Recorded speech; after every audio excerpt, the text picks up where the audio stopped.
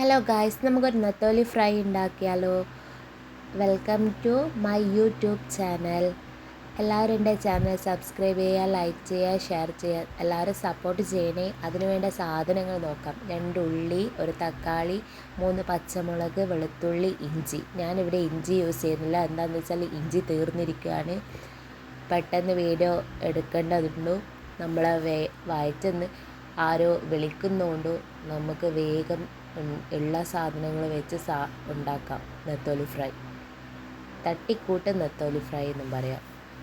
ഇതാ എൻ്റെ കൈ ഉള്ളി മുറിക്കുമ്പോൾ മുറിഞ്ഞിട്ടുണ്ട്. ഇത് നമ്മൾ തേങ്ങ മാന്തി, പിന്നെ ഇതാ നമ്മൾ ബ്യൂട്ടി പാർലറിൽ തേങ്ങേനെ കൊണ്ടുപോയിട്ടുള്ളത്.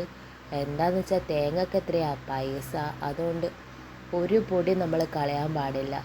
ഇതെങ്ങനെ ചിരടി എടുക്കണം. അതുപോലെ ചിരട്ടി എല്ലാവരും സൂക്ഷിച്ച് വെക്കണം. എന്താണെന്ന് വെച്ചാൽ പൊന്നിൻ്റെ വിലയാണ് ചിരട്ടക്ക്, സ്വർണത്തിനെക്കാട്ടും വില. ഇതെല്ലാ സാധനങ്ങളും ഉണ്ട്. ഉള്ളി, പച്ചമുളക്, കരിയാമ്പില, വെളുത്തുള്ളി, തക്കാളി. ഇതാ നമ്മളെ മെയിൻ സാധനമായ നെത്തോലിയിൽ നമ്മൾ ഉപ്പ് പരക്കി വെച്ചിട്ടുണ്ട്. പിന്നെ ഞാൻ പറയാൻ പറ്റുമോ, തേങ്ങയും വേണേ. തേങ്ങ മാന്തി വെച്ചതാണ് ഇവിടെ കാണിച്ചത്. പിന്നെ ഇത് നമ്മളെ മെയിൻ സാധനം ഇതാ മഞ്ഞൾ പൊടി. ഇത് നമ്മളെ വീട്ടിൽ നിന്ന് പൊടിച്ചതാണെന്ന് എനിക്ക് പറയാൻ പറ്റില്ല. എന്താണെന്ന് വെച്ചാൽ നമ്മളെ വീട്ടിൽ മഞ്ഞളില്ല, അതുകൊണ്ട് നമ്മൾ എന്ത് ചെയ്ത് കടയിൽ നിന്ന് വാങ്ങിയ സാധനമാണ്. നമ്മളെ തൊട്ടടുത്ത് മില്ലുണ്ട്, അവിടുന്ന് വാങ്ങിക്കൽ. പിന്നീട് നമ്മളെ മുളക് പൊടി കുറച്ചിട്ടാൽ മതി. എന്താണെന്ന് വെച്ചാൽ ഒരു സ്പെഷ്യൽ സാധനം ഇതിൽ വരുന്നുണ്ട്. അതിൻ്റെ കൂട്ട് ഞാനൊരു വേറെ ദിവസം നിങ്ങൾക്ക് പറഞ്ഞുതരാം. ഇതാണ് സ്പെഷ്യൽ സാധനം, അമ്മേൻ്റെ മസാലപ്പൊടി. അമ്മ പൊടിച്ചതാണ്, പല സാധനങ്ങളും ഇട്ടിട്ട് പൊടിച്ചതാണ്. ഇത് നമുക്ക് കുറച്ചധികം ഇടാം. കുറച്ച് എന്ന് പറയുമ്പോൾ ആവശ്യത്തിന്. എന്താ വെച്ചാൽ അനാവശ്യമായാൽ സാധനം പോവും. എന്താ വെച്ചാൽ കരിഞ്ഞു പോവും. മസാല അധികം ഇട്ടാൽ നമുക്ക് അടി പിടിക്കും. അപ്പോൾ പെട്ടെന്ന് ചീനച്ചട്ടി കരി പിടിക്കും. എന്താ നമ്മളിത് ചീനച്ചട്ടിയല്ല, ഇത് അടുപ്പത്ത് വെച്ചിട്ടുണ്ട്. നെത്തോലി ഫ്രൈ ചെയ്ത് അവിടെ വെച്ച്, പെരക്കി വെച്ചിട്ടുണ്ട്. നമ്മളിതാ വെളിച്ചെണ്ണ ഒഴിച്ച് അതിൽ ഓരോന്നല്ല നെത്തോലി ഇങ്ങനെ ഇട്ട് കൊടുക്കുക. വെള്ളമെല്ലാം പൊട്ടിത്തെറിക്കുന്നുണ്ട്.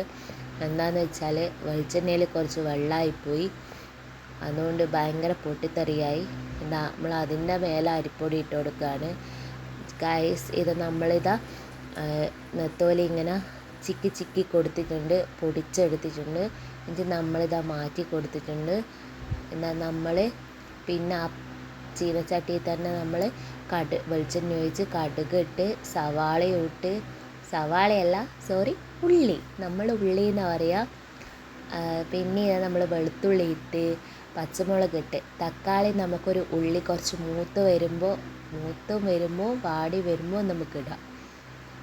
എന്നിട്ട് നമ്മളിതാ മെയിൻ കുറച്ച് ഉപ്പ് ഇട്ടിട്ടുണ്ട്.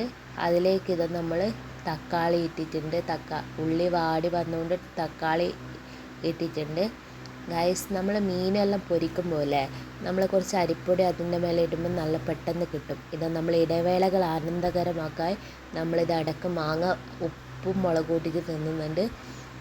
നമ്മളെ വീട്ടിലുണ്ടായ മാങ്ങയാണ്, ഇടയ്ക്കിടയ്ക്ക് ഇങ്ങനെ തിന്നും. പിന്നെ ഇതെന്താ നെക്സ്റ്റ് നമുക്ക് കണ്ടിന്യൂ ചെയ്യാം നമ്മളെ പരിപാടിയിലേക്ക്. ഇത് നമ്മൾ അതിലേക്ക് നമ്മളെ മഞ്ഞൾ പൊടിയും ഇട്ടിട്ടുണ്ട്. പിന്നെ ഇതാ നമ്മളെ മസാലപ്പൊടിയില്ലേ, ഞാൻ നേരത്തെ പറഞ്ഞ സ്പെഷ്യൽ മസാല കുറച്ചിട്ടാൽ മതി. എന്താണെന്ന് വെച്ചാൽ നമ്മൾ നെത്തോലിയിൽ ഇട്ടുകൊണ്ട് എരിവ് ഇവിടെ ആർക്കും ആവശ്യമില്ല, അതുകൊണ്ടാണ്. പിന്നെ ഇത് നമ്മളിതാ മുളക് പൊടി കൂട്ടിയിട്ടുണ്ട്.